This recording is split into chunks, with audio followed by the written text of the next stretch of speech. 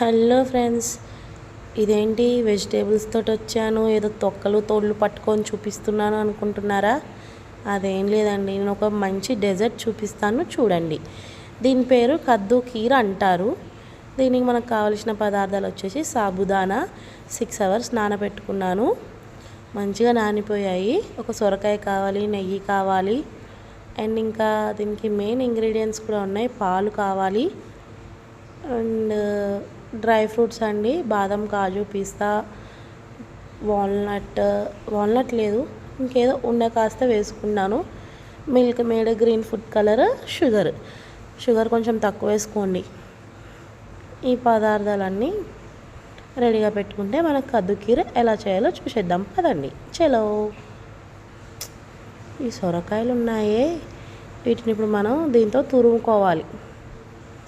తురుముకుంటే మనకి ఇలా వస్తుంది అన్నమాట. ఇలా వచ్చాక బాగా ఆ వాటర్ అన్నీ పోయేలాగా పిండేసుకోవాలి. పిండేసుకున్నాక ఒక ప్లేట్లోకి మొత్తం తీసేసుకొని ఆ మిగతాది కూడా పిండుకుంటే సెట్. ఇలా గట్టిగా మొత్తం పొడిగా రావాలన్నమాట. మొత్తం పొడిగా పిండేసుకోవాలి. చూడండి, ఇంత పొడిగా ఉండాలి. చూడటానికి ఏదో సేమియా లాగా కనిపించాలి. ఒక గిన్నెలో 1/2 లీటర్ పాలు పోసుకున్నాను నేను. ఎక్కువ అవసరం పడదేమో అనిపించింది మొత్తం పిండాక. ఫస్ట్ ఇంకో గిన్నెలో నెయ్యి వేసుకొని కాజు, బాదాము, సన్ఫ్లవర్ సీడ్స్, పంప్కిన్ సీడ్స్, కిస్మిస్ వేయించుకుంటున్నాను. ఫస్ట్ వేయించుకోవడం వల్ల ఏంటంటే లాస్ట్లో యూజ్ అవుతాయి ఇవి.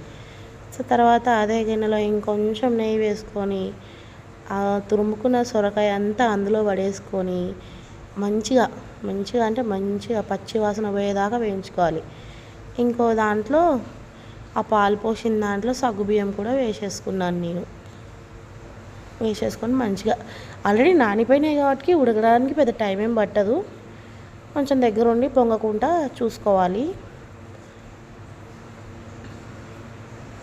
ఇది మొత్తం ఇలా దగ్గరికి పడ్డాక ఇది మొత్తం తీసుకెళ్ళి ఆ పాల దాంట్లో కలిపేసుకోవాలి. హై ఫ్లేమ్లో పెట్టుకున్నాను. ఈ సగ్గుబియ్యం ఉడికాక పైకి తేలుతాయి. అది మనకి ప్లస్ పాయింట్ అండి.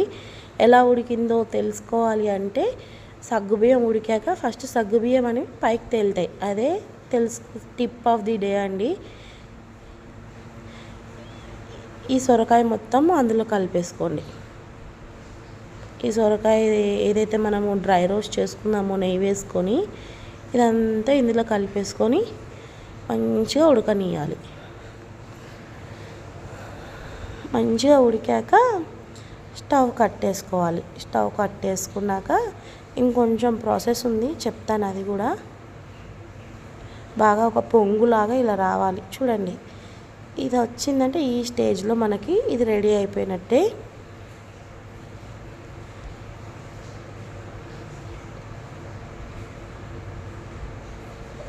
ఇప్పుడు స్టవ్ సిమ్లో పెట్టుకున్నాను. కొంచెము స్టవ్ సిమ్లో పెట్టేసుకొని ఇందులో లైట్గా షుగర్ వేసుకుంటున్నాను. మరీ ఎక్కువ ఏం వేసుకోవట్లేదు, ఎందుకంటే మిల్క్ మేడ్ ఉంది కాబట్టి మనం లైట్గా వేసుకుంటున్నాను. ఇది కొంచెం ఆ షుగర్ కరిగిపోయేంత వరకు కలుపుకుంటే సరిపోతుంది.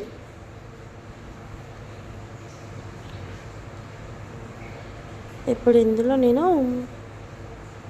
మిల్క్ మేడ్ యాడ్ చేస్తున్నాను. తర్వాత గ్రీన్ కలర్ ఫుడ్ కలర్ కూడా యాడ్ చేయాలి. చాలా తక్కువ తీసుకోండి, ఎందుకంటే అంత మంచిది కాదు. ఈ ఫుడ్ కలర్స్ అనేవి చాలా తక్కువ తీసుకోండి.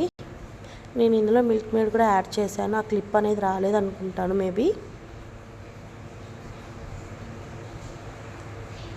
చూడండి, ఈ కాస్త గ్రీన్ కలర్ చాలండి.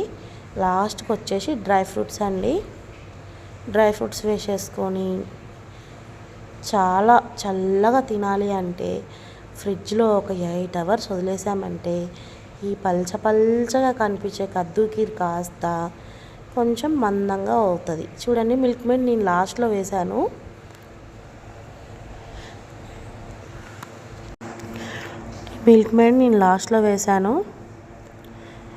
ఇది ఇలా తినడం కంటే కూడా ఫ్రిడ్జ్లో ఒక 8 hours వదిలేసి తిన్నామంటే చాలా స్మూత్గా వెళ్ళిపోతుంది లోపలికి. ఇది కద్దు కీర్ తయారు చేసుకునే విధానం అండి. లాస్ట్ టచ్ మనదైతే ఆ కిక్కే వేరప్ప అంటారు కదా, ఇది లాస్ట్ టచ్ అండి. ఇలాచీ పౌడర్, అంతేనండి, మన కద్దు కీర్ రెడీ అయిపోయింది. థ్యాంక్స్ ఫర్ వాచింగ్ అండి. Please do like, share and subscribe. Until then మళ్ళీ నెక్స్ట్ రెసిపీ కోసం వెయిట్ చేయండి. Bye bye.